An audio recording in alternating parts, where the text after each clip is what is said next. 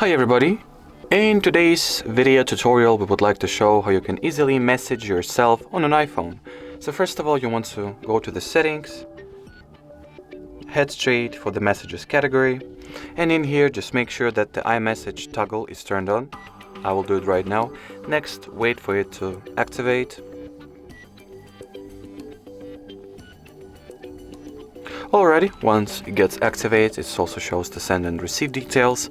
After that, you want to open up the phone application, go to the contacts section at the bottom part of your display, as you can see, and in here just memorize the My Card information. That's basically your info, your phone number, your email address, and etc. After that, you want to open up the messages, iMessages app. Here, go ahead and create the new dialog, the new message. Tap on this icon at the top right corner of your screen. Next, tap on this round plus sign, and at the context just look for yourself. Look for the name that you have at your card in the contacts. So here is mine, HardReset, and it actually says that it's me. So I'll go ahead and choose it and message something.